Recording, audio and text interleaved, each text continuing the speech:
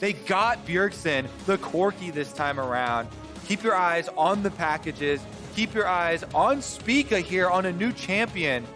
In game number 5, must win, go to Worlds game. Can he make it happen? The key polls. And we've got to watch the top lane so closely because last time we saw this matchup, Jarvan went up there early and it was a disaster for TSM. Broken Blade got pushed so far out of there and really the game spiraled out of control from that. Junglers are delayed Here now as Broken Blade is sitting pretty comfortably and we'll see if Huni can try to create his own lead from this position. Lyra hovering down towards that bot side, but Spica also towards the top. Remember, the flash is down for another 2.5 minutes if they can get under him. Vanguard's Edge to slow down, but also give him a charge to dash, but Huni did not dash fast enough, and he goes down to the hands of Spica. Spica does make good on punishing that flashless Aurelia. However, Clutch are taking something in response here, and the Dragon will be payment for the first blood money. Honestly, I do like getting that first blood money on top side. Aurelia still is going to be without flash. Whoa, we're going to get chased through the jungle here. Damonte wants it. That's a Moby Boots Kiana, and he knows the Skarner's still in here somewhere. He has the water, so he's going to get a lockdown on whoever he hits, thinking it would be up towards the brush there. Nice chase, but did not find. Nice to have a Kiana with Moby Boots protecting your jungle, kind of running as a security guard through here to scare him off. But here's another look at it. Good start from Broken Blade. They know without the flash, there's no way to dodge it. So Infernal Chains lands, no escape possible. It's a low tier skin for me. Used to be friends. Yeah. What about 3 versus 1 situations? With a Vanguard's Edge missed, and how about a Damonte? Supreme display of talent. Nicely done. Damonte's definitely a fan of 3 versus 1 situations.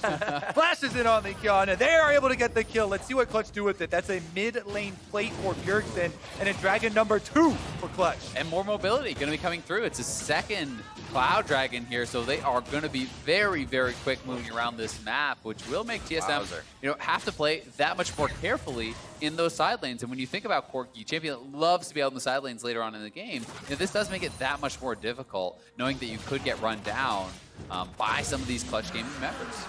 Also, they're trying to keep some vision on Baron while it takes place, but this is going to be the setup. There's already a lot of wards in place for Clutch this time around. Will TSM just brute force? Last time around, they move in, get the Skarner Spire is very important to start out with so that Spica can have that extra move speed.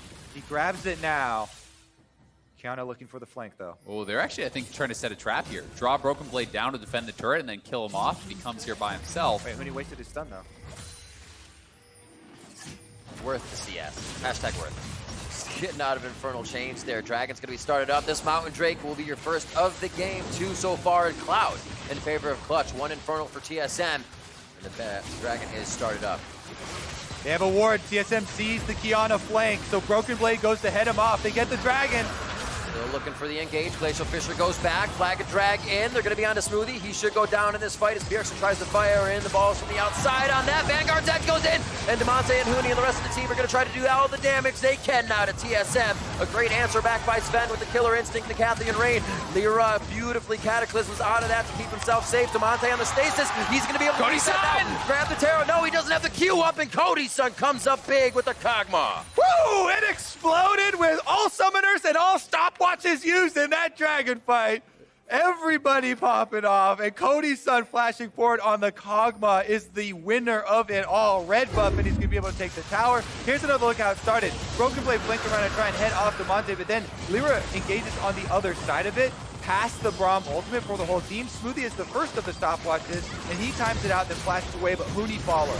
Yeah, Huni's going to be diving in. One of the critical things here, Cody's-san already had his Rage Blade stacked on the Dragon before the fight even started. So he sits back, he waits for that W cooldown to come back up, and then he knows, you're going for Damonte, I am going for you, flashing in. Kog'Maw, unrivaled. To respect Kog'Maw's Baron killing potential. With the Rage Blade, with the W, and a Mountain Dragon here, they can two-man that. So TSM has got to pay a lot of attention and not send too many members down to get Huni. And there is still a stopwatch on Bjergsen here. He actually was able to flash away and never used the stopwatch in that last team fight. So while there isn't a lot of surprise factor, there still are a couple things that you really have to check inventory for this team fight, because this is the big one. Baron available to the Victor. Clutch Gaming already with full vision control over the Baron, and TSM have to get something down. They're going to start it. They're assuming that TSM is going to be sending members down to Huni. The blue trinket just expired. Spica's going to have to check this, and this is going down fast. Huni's coming up from the bottom side of the map. The only one with flash right now is Vulcan from the fight last time. Spica has to Zanya's.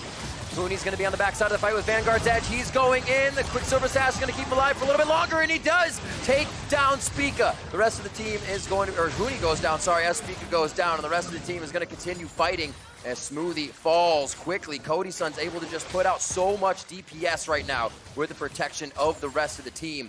And Huni having the flank there really offset TSM. Yeah, they can start Baron again potentially here. It looks like they're not comfortable to do it, but I mean, they have a lifesteal on Cody Sun, and it's 2 members down from TSM. But they are going to play this a little bit safer. Broken Blade has to be careful.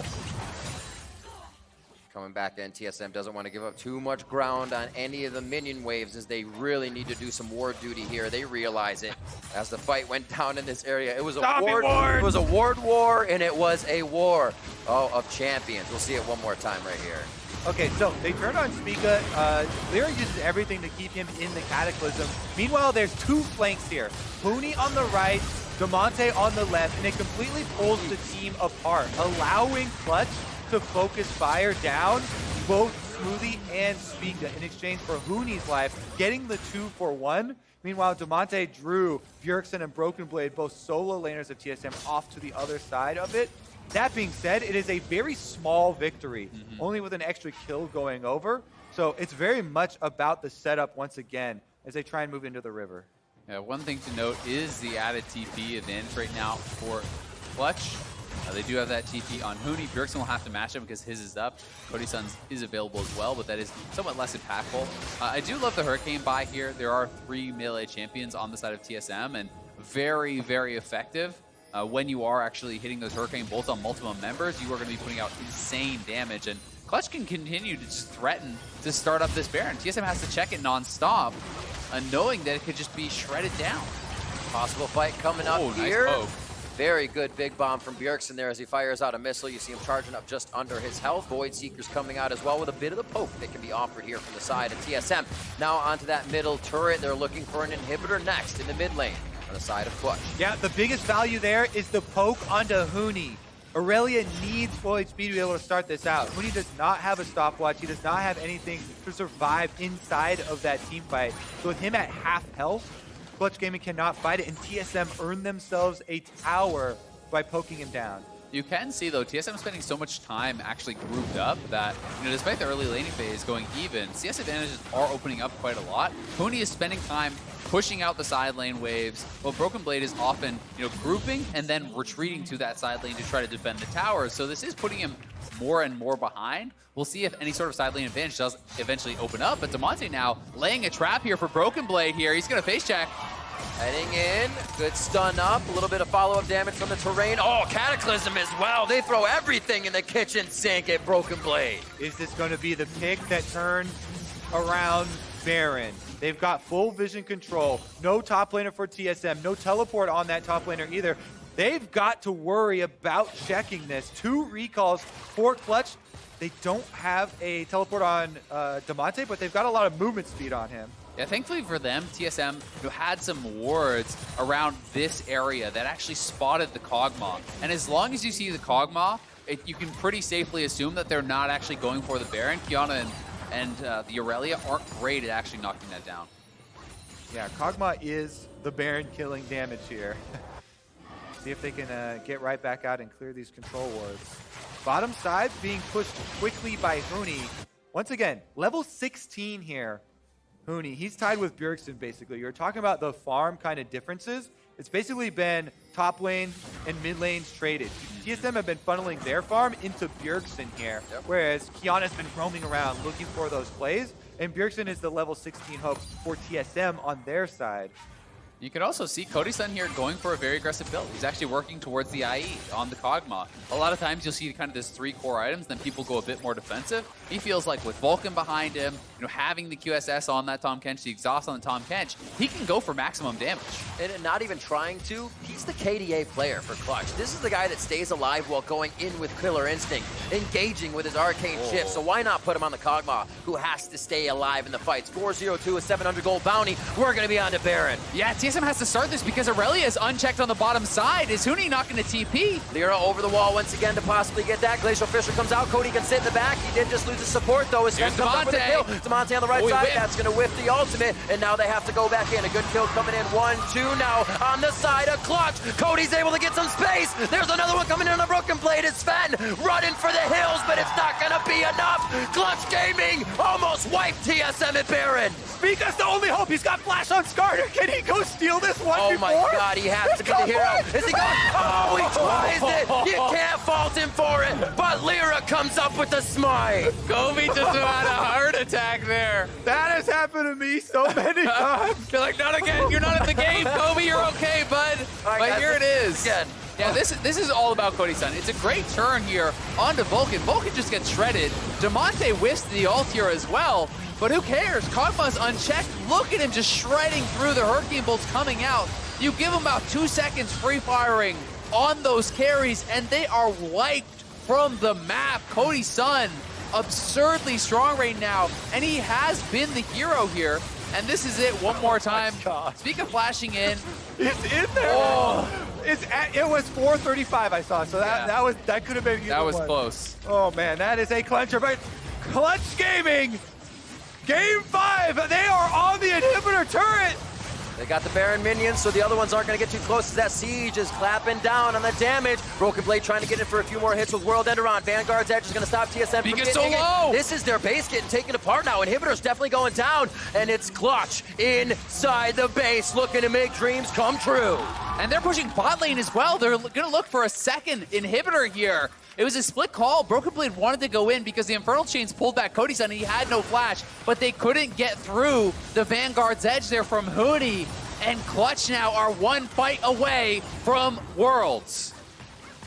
TSM on the front steps. They won't give him for free, and they will push Clutch off just a little bit. You do have a minute and a Mountain Drake, but you don't want to lose this pressure just for a Drake. The #1 problem TSM have to solve, how are they going to deal with this Kog'Maw? Nobody can get back there. The turret's going down. Already onto Broken Blade, 3 or 4 shots from Bio Arcane Barrage. That's the W. 8 seconds up, 8 seconds down, a 16-second cooldown. It almost seems like he has it all the time since he uses it through that cooldown. And Cody Sun is making damn good use of his damage in every fight on the targets he needs to. 13-6, your second inhibitor is broken in TSM's base by Clutch.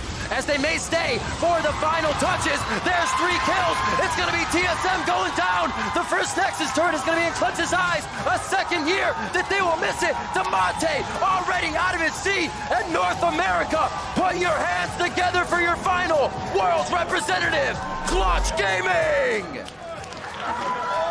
They will clean it up. Clutch make the reverse sweep happen here in the gauntlet. They are headed to Europe, and they are ecstatic. What a game from both teams. The reverse sweep has been completed by Clutch. A tough fashion that they did it in. The only other team now to make it through 2 Worlds, through the regional qualifier besides Cloud9. A lot of firsts for this team, and a lot of high fives down the line for this Clutch Gaming team.